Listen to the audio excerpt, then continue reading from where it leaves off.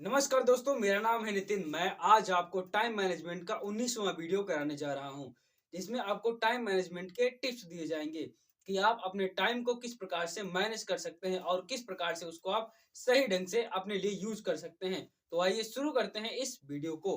सबसे पहले आपको जो करना है वो है मेक योर ओन वॉच।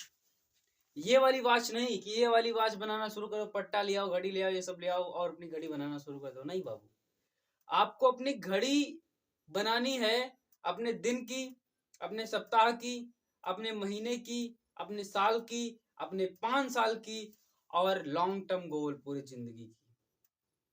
आपको अपनी घड़ी बनानी है। अपनी घड़ी किस प्रकार आप बनाएंगे, ध्यान से समझो। Today's target, weekly target, monthly target, yearly target. आज आपको क्या कौन से काम करने हैं उसको अब लिस्ट डाउन करो, आप उसको लिखो।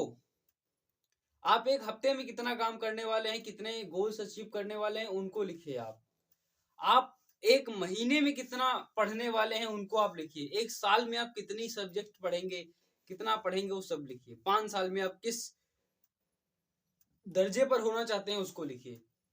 ठीक है ना, आगे बढ़ते हैं। Prepare a work list based on 24 hour cycles. आपको एक अपनी कार्य सूची बनानी है कि 24 घंटे में मैं कितने घंटे काम करूंगा, कितने घंटे सोऊंगा। जैसे कि योर वेकअप टाइम, आप कितने बजे उठेंगे। टाइम टू गेट रेडी, कि रेडी होने में कितना समय लगेगा। कितने बजे उठेंगे, कितने बजे रेडी होंगे।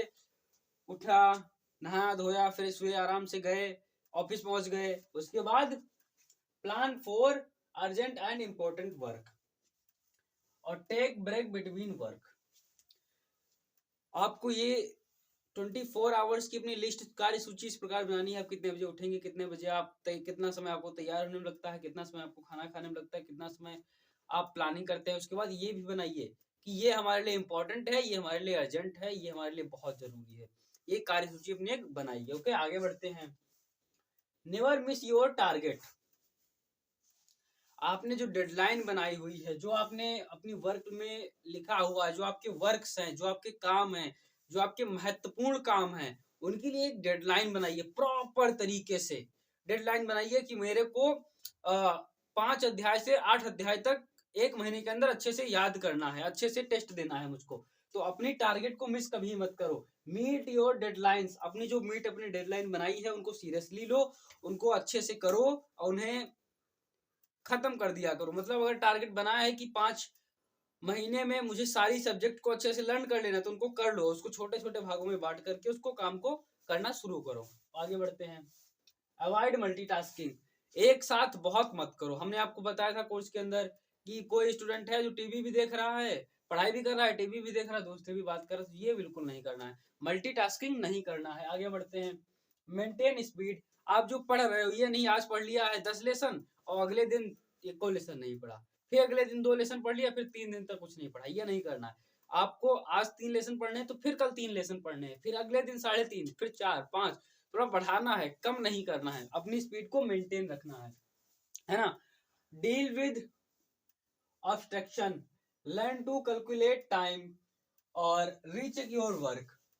अपना काम चेक करो कि मैंने सही किया है, नहीं सही किया है। अपने समय को कैलकुलेट करो कि 24 घंटा जो हमारे पास समय था, यानी 84,000 सेकेंड हमारे पास जो थे, तो हमने उसको कहाँ पे यूज किया है, कहाँ पर उसको हमने वेस्ट किया है, कहाँ पे हमने इन्वेस्ट किया है, कहाँ पर हमने उनको अच्छे से उपयोग किया है अपने समय को, और कहाँ पर हमने अपने समय को बर्बाद कर दिया है। ये सारी चीजें आपको समझनी चाहिए, सोचनी चाहिए और इनको आपको अपनी लाइफ में इम्प्लीमेंट करना चाहिए कि 24 घंटे में मैंने 6 घंटे पढ़ाई किया है, 2 घंटे मोबाइल देखा है और 2 घंटे कोचिंग गया हूँ, 3 घंटे में हमने खेला कूदा, खाना खाया पिया और 10 घंटे में सोया हूँ। हर चीज अपनी कैलकुलेट करो और उसको बैलेंस करो। कोशिश करो 8 घंटे से ज्यादा ना सो, कोशिश करो 8 घंटे पढ़ो और कोशिश करो कि 2 घंटे में खाना पीना फ्रेश होना ये सारी चीजें आपकी हो जाएं। और कोशिश करो कि 2 घंटे आप अपने रिवीजन के लिए भी निकाल लें। आगे बढ़ते हैं। Focus on your best work. आपका बेस्ट वर्क यही है कि आप अपनी पढ़ाई पे फोकस करें, आप पढ़ाई कर रहे हैं और आपका जो भी बेस्ट वर्क है उस पे आप फोकस करें। स्टूडेंट के लिए है कि वो अपनी पढ़ाई के ऊपर पूरा अच्छे से फोकस करें। आगे बढ़ते हैं। ये आपका गोल्डन स्टेटमेंट है, ध्यान से इसको समझना। Time is the most precious resource we have. Time is the most precious resource we have.